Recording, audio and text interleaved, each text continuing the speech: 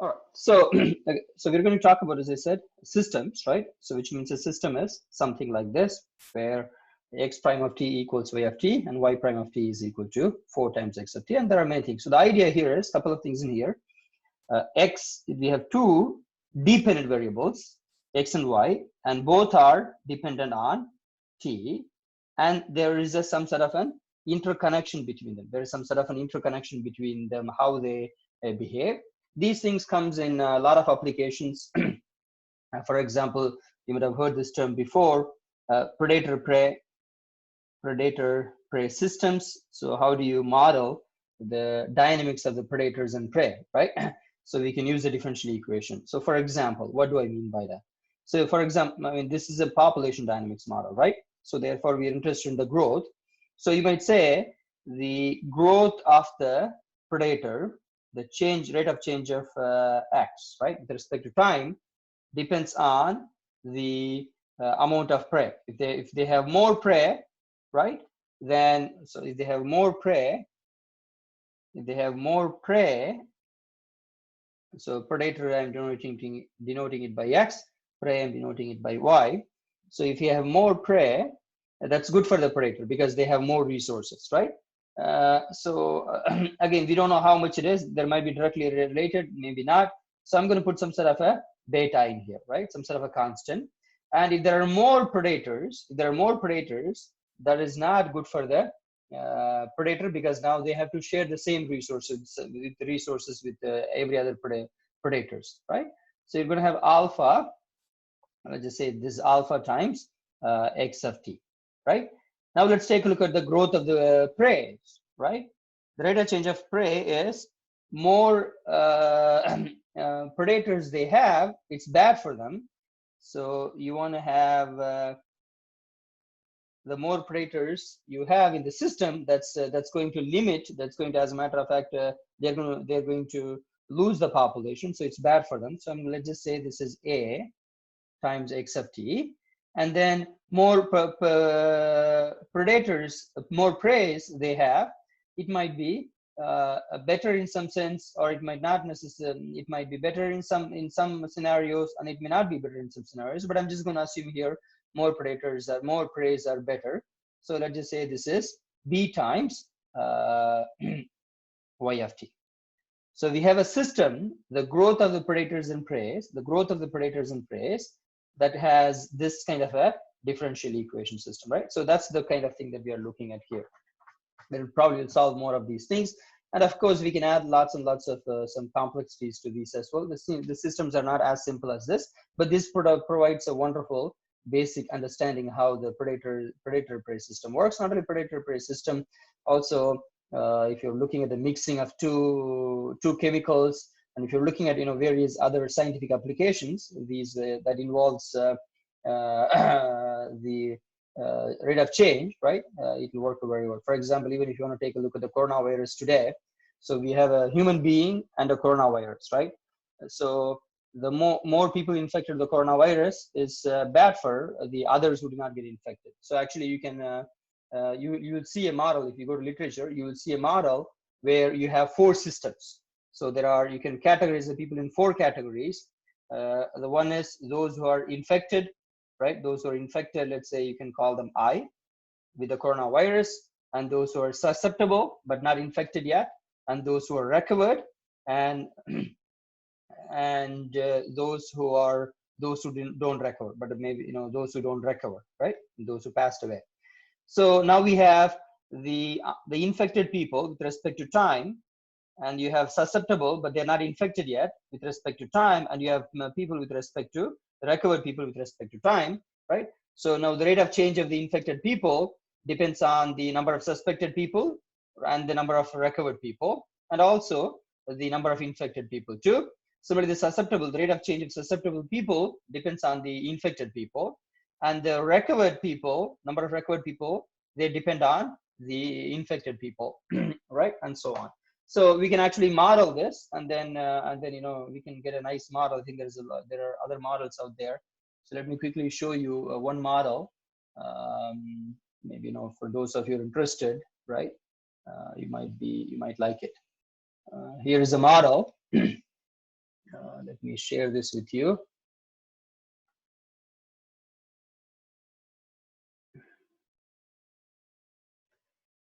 You all can see the paper, right? Infectious disease poverty. Do you see that?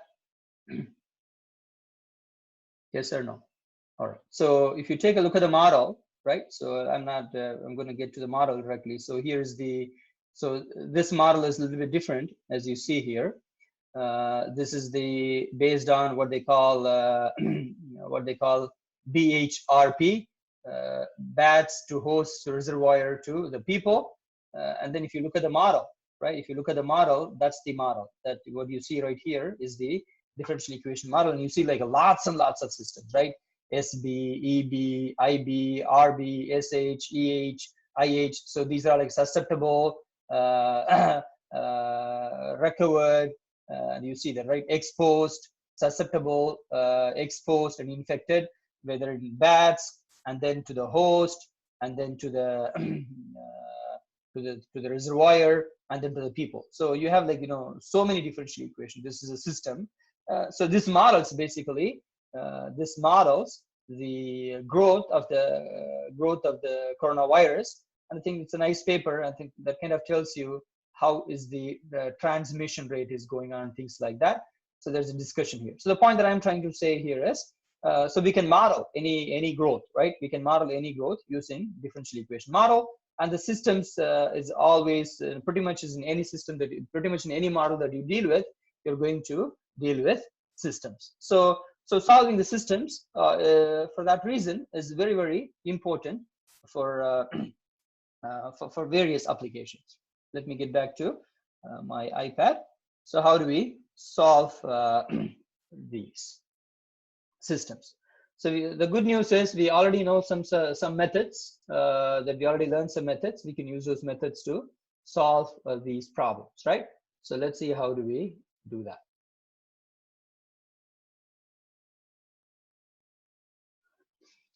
So let's see how do we do these kind of models, how solve them. Let's take a look at this very simple one. Let's take a look at this very simple one and see how do we solve this one. There are many ways to solve. The one that we are going to use today would be using what we call elimination method, right? But I'll show you in this particular problem, elimination method is not required. In this particular problem, elimination method is not required. But I'll show you in an easier way, and then I'll show you using the elimination method, using operators, and then that is the same idea that we're going to use to solve any model that comes up with, right? So let me show you an easier way, and then let's move on from there. So let's take a look. So I have this differential equation x prime. Anyway, I'm going to, from now on, I'm going to write it like this, right? So keep that in mind. But when I write it like this, I really mean this, right? X is a function of t and y is a function of t. I don't want you to get confused here. Y is not a function of x. Y is not a function of x. X and y may not be related, but we know that x is a dependent variable, y is a dependent variable. The independent variable is common between these two, and that independent variable is the t, right? So I want you to remember that. Now let's get back to solving this. So I have x prime equals y, and I have y prime equals 4x, right? Now let me call this equation number 1, and let me call this equation number 2. Now what I'm going to do, I am going to differentiate the equation number 1 with respect to t. With respect to t. When I do that, what happens? Then I have x double prime of t equals y prime, right? But from the equation 2, that I have here, right? I know that y prime is equal to 4x, right? I know that the y prime equals 4x.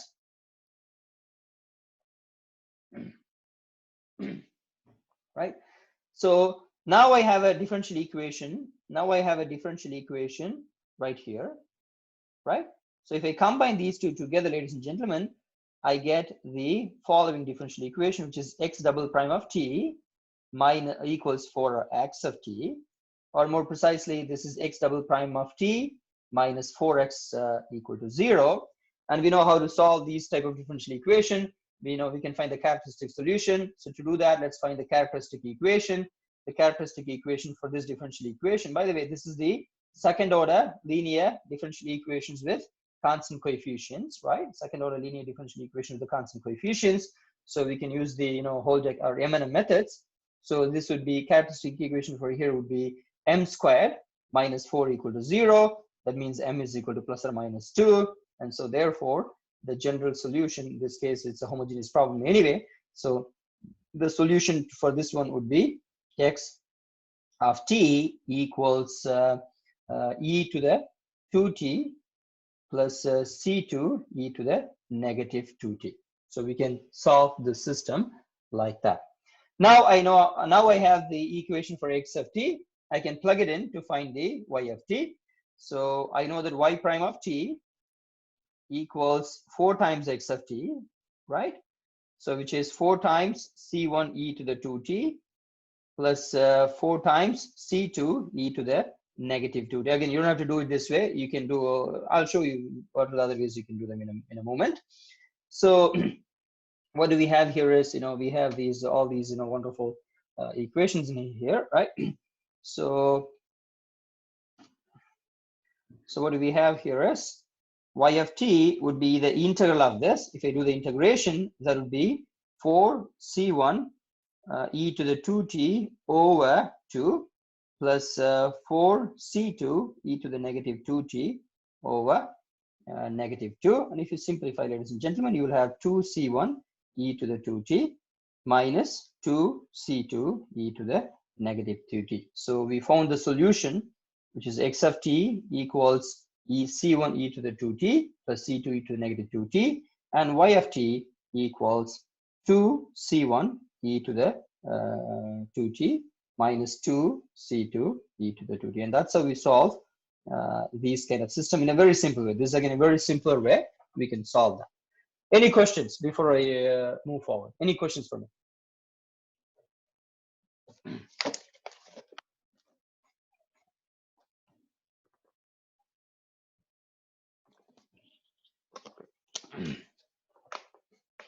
No, you cannot. It's not possible to do this every single time. There are scenarios where this may not work out. Yes.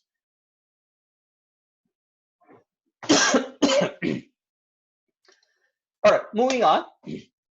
Now, but I want to do another method, right, for the same problem. That method you can use it for anything, right? So what would that be? So you all know how to rewrite a differential equation in terms of the operator form, right? You know how to write this in terms of the operator form. If I give you this, right, you know how to do this in terms of the operator form. You would agree with me, the operator form for this one, right? I'm going to say operator form, right, would be the following: dx equals y and dy equals 4x, correct? Right? Remember here, y is a function of x is a function of t, not a y is, it's not y is a function of x in here, right? Don't get confused here. X is a function of t and y is a function of t. So we're going to use this idea to do that, right? So then solving this becomes solving a regular linear systems, one that you learned in your college algebra or intermediate algebra. What do I mean by that? Suppose if I ask you to solve this system, this very simple, linear system, namely 2a plus b equals 3 and a minus b equals 0. How do you solve that? You are all experts in solving them, right? So you would call this the equation number 1. You would call this the equation number 2. And then generally what you would do, you would multiply the top and the bottom. You want to eliminate something, right? In this case, I don't have to do that. I can add these two equations. When I add these two equations, you see that b and b gets canceled, right? B and b gets canceled.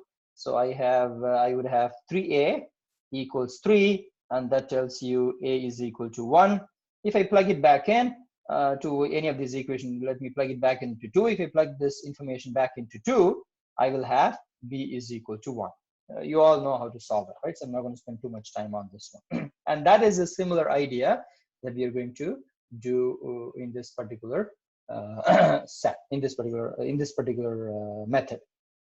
So what would that be? So so this is called the elimination, right? This is called the solving the systems of differential equation using elimination method. And how do we solve that? So what we are going to do now, we are going to combine all the x's and all the y's together, right? So in this case, it's not a big deal, right? So let's see, what do I have? I have dx minus y equal to 0, and I have minus 4x plus dy equals 0, right? Here, for the computational purpose, although it is not true, for the computational purposes, you all know, by the way, dx means x prime, dy means y prime of t, dx means x prime of t. But for computational purposes, I am going to treat this d as if it's a constant. I'm going to treat this d as if it's a constant. And I'm going to use the same method that I used it over here, right? I'm going to use the same method I used it over here. For example, in this one, if I have to eliminate a, what I would have done, I would have multiplied this equation. So for example, let me give you another example. If I have a 2a plus b equals 4, and I have 3a plus or minus 2b equals 2, right? How would you eliminate a? If you want to eliminate a, how would you do that? The way that you would eliminate the a would be, you would multiply this equation by 2 and you would multiply that equation by 3, right? So if you call this the equation number 1, you call this the equation number 2, and then you would multiply the equation number 1 with the 2, and then you would say this is 4, sorry, you would multiply 1 with the equation number 3. You would multiply the equation number 1 with the 3, and you would have 6a plus 3b equals 12, and then you would multiply the equation number 2 with 2. That will give you 6a minus 4b equals, what do you have? 6a minus 4b equals 4, right? Something like that. And then you can subtract them. You will subtract them, and then you go ahead and solve them. If you subtract them, this will go away. This will become 7b, and that will become 14. That will tell you your b is equal to 2. You plug it back in, and then you're going to have a is equal to 1 in it, right? So that's what you're going to have. And that is the same idea. And that is the same idea that we are going to use to solve in this particular case as well, right? So what would that be? So now I want to eliminate, let's just say I want to eliminate the variable. I want to eliminate the variable x, right? So what I'm going to do, I'm going to call this the equation number 1. I'm going to call this the equation number 2. Then what I'm going to do, I am going to multiply, my goal is to remember eliminate the x, right? I'm going to multiply the equation number 1 with 4. So I'm going to multiply 4 times 1. When I do that, the first equation becomes 4dx minus 4y equal to 0. And the second equation, what I'm going to do, I cannot multiply, d is an operator. So what I'm going to say, I'm going to operate d with the second equation. That basically means I am not multiplying. I'm not multiplying, although it appears to be multiplying, right? It would work if you treat d as a constant, but that's not true in here, right? Theoretically speaking, that is not true. When I do that, then this becomes negative 4 times d of x. That means I'm taking the derivative minus d squared, d times d, right? D operator on d is d squared, y equal 0. Now, if I want to get rid of t, I can actually simply add it, right? I'm going to simply add it. If I simply add these two equations together, you would agree with me that I would have these two getting canceled, right? I would have these two getting canceled, and then I would have negative 4y negative d squared y equal to 0. And if I rewrite this, ladies and gentlemen, this would be negative of, from the highest order derivative to the lowest order of the derivative, d squared, I think I made a mistake in here. There should be a plus. Nobody is paying attention to me. Huh? That should be a plus here. So there should be a plus. So what I would have d squared y minus minus 4y equal to 0.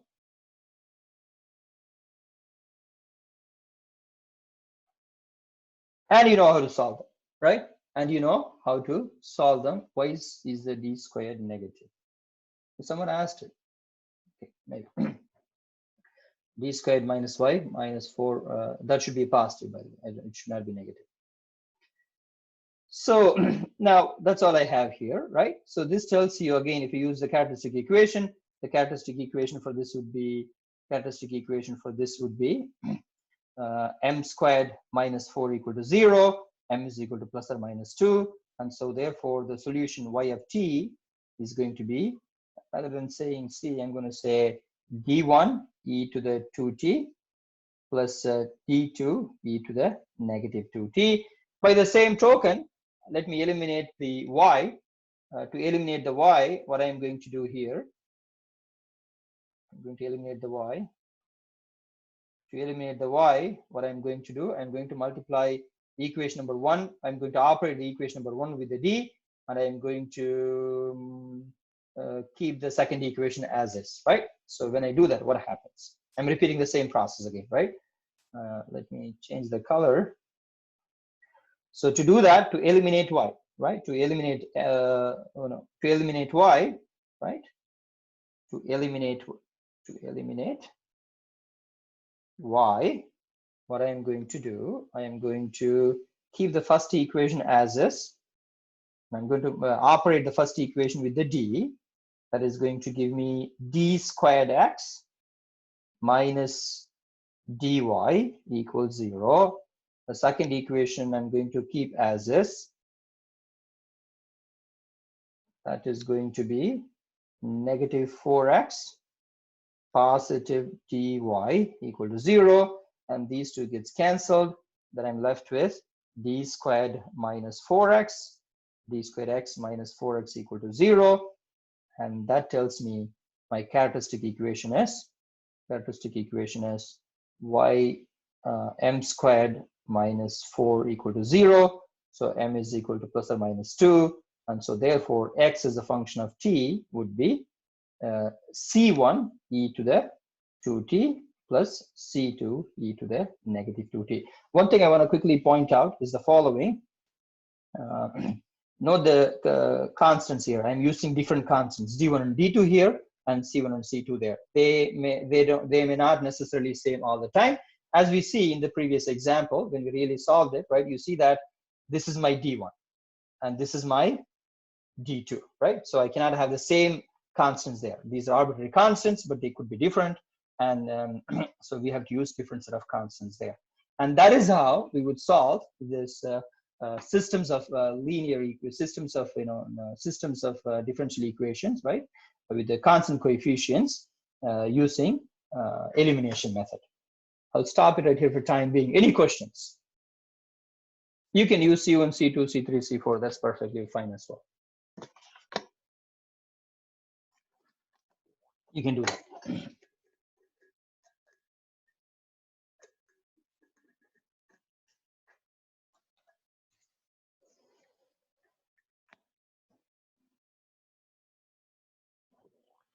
Any questions for me before I move to the next problem?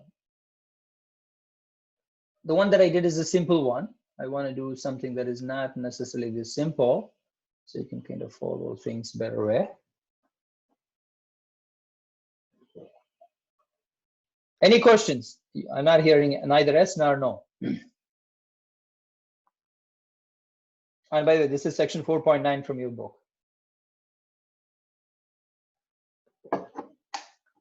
All right, so I'm hearing none. Moving on, let me do another example where this example is a little bit, it's a little bit more fun. Let's see how do we do this problem. So what I'm going to do, I'm going to solve this particular one, very similar to what we had earlier. Solve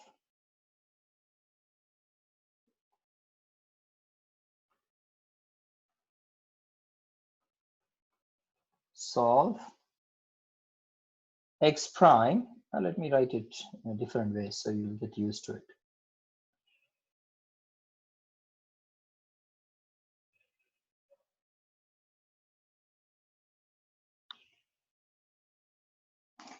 dx over dt equals 2x minus y, and dy over dt equals x.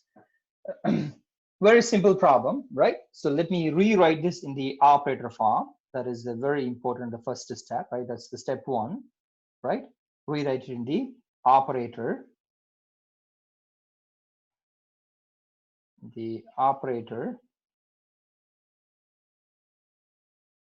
form. When I do that, I would have dx equals 2x minus y, and dy equals x.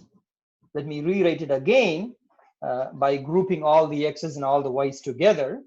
When I do that, then I am going to have d minus dx. Let me write this step so it's easier for you.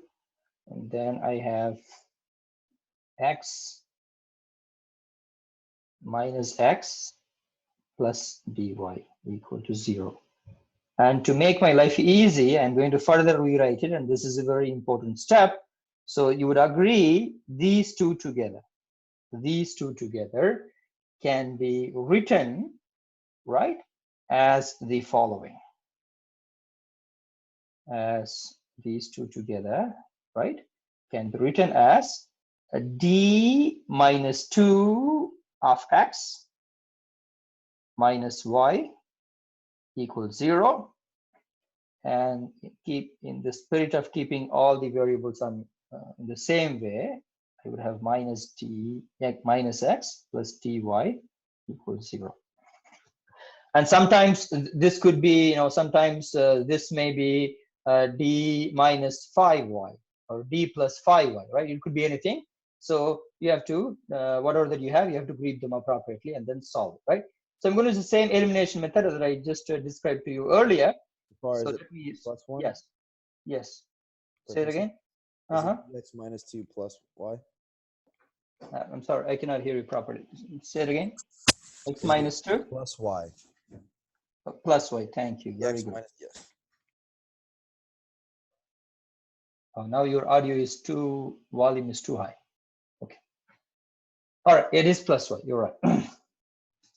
Now, again, I'm going to use the elimination method. Here I can eliminate the y or I can eliminate the x first. What do you want me to do? Which one do you want me to eliminate? Do you want me to eliminate x or do you want me to eliminate y?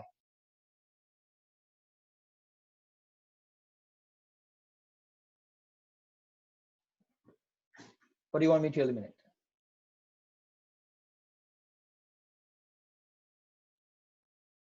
X. Let's eliminate the x. All right.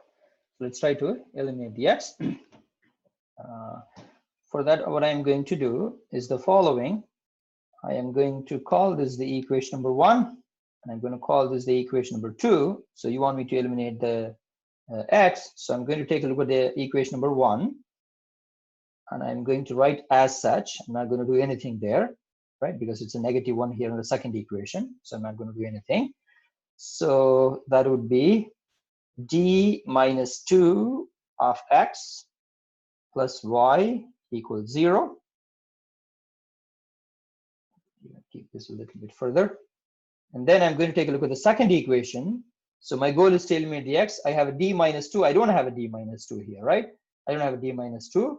For that reason, what I'm going to operate, although you might say multiply, I'm going to operate d minus 2 on the second equation. When I operate d minus 2 on the second equation, I will have minus d minus 2 of x, and you see now they have the same form, plus d minus 2 operated on dy equals 0. Now I'm going to add them or subtract them. When I do that, these two are going to go away, and I'm going to be left with d squared minus 2d of y plus y equal 0, right? Is everyone follow me?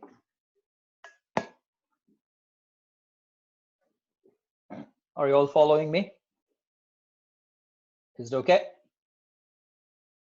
Yes, okay, thank you. All right, then what I'm going to do, I'm going to simplify this. If I simplify this, you will agree that I'm going to have d squared minus 2d plus 1 of y equal to 0. And that's a differential equation in the operator form, whose characteristic equation as well. The characteristic equation is m squared minus 2m plus 1 equal to 0. Therefore, m equals 1 comma 1. And so therefore, your solution fundamental set of solution, right, with respect to y, is going to be e to the x and x e to the x. And so therefore, y of x equals c1 e to the x plus c2 x times e to the x. Is this okay? How we got that, right? This is okay? Is this okay? Can I get a yes, no, thumbs up, thumbs down? All right, this is not okay. I made a mistake. Purposefully, I made a mistake. What is it? It's not a big deal. It's just semantics or cosmetic mistake. What is that? That is correct. The function should be, the solution should be y of t, right? Not y of x. So therefore, that's something you need to be very careful here. So I should not have x. I should not have x in there. Instead, I should have, let me write in a different color so you can kind of follow. This should be t, and this should be t e to the t. So this should be t, and these should be t's. That's all, nothing much, right? Okay, very good. Now we found the y. Now we can use a similar way. We can find the x as well. So let's see how do we do that. And by the way, I mean, I can do the same elimination method, but I want to show you quickly in this particular problem, which much easier. The reason because x is what? X is dy over dt, right? X is dy over dt. So my goal is to find the x, right? All I have to do is to find the derivative of this. If I find the derivative of this, then I should be able to find the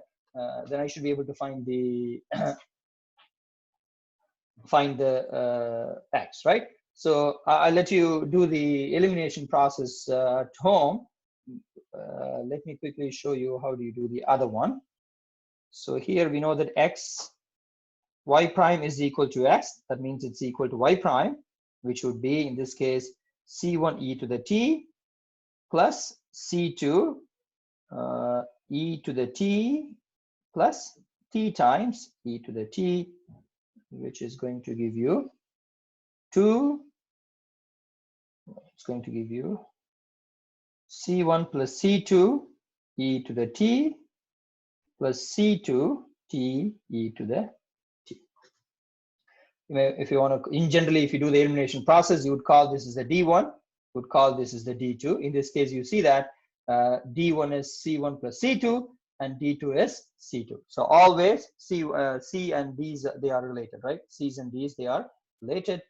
You should be able to find them. So for that reason, if I give you 2 initial conditions, you should be able to figure out these values out. You don't need, although there are 4 constants, in generally c1, c2, d1 and d2, if I give you 2 initial conditions, you should be able to figure out all of them. So for example, if I give you an additional initial condition, namely something like this, they say x of 0 equals 1, y of 0 equals 0, then the solution to this initial value problem would be x of t, let's make use of the x of 0. X of 0 would be c1 plus c2 e to the 0 plus c2 times 0 times e to the 0. X of 0 is 1, and that tells you c1 plus c2 is equal to 1. If I try to plug in this information, y of 0 equals 0. That means that would be C1 e to the 0 plus C2 0 times e to the 0. That tells you your C1 is equal to 0. That means C2 must be 1. And so therefore, the unique solution to this initial value problem, although it's a systems, would be x of t equals, what do I have here? X of t equals e to the t. No, C1 is 0, right? C1 is 0. So I would have simply t e to the t, and y of t would be e to the t plus t e to the t. Yes. So that's a solution to this initial value problem with the initial condition. The initial condition is given to you, then you should be able to figure these C1 and C2s out like that. And that's how. Doesn't m is equal to -1? Which one? Where? Here? Here? What is NVM? Never mind.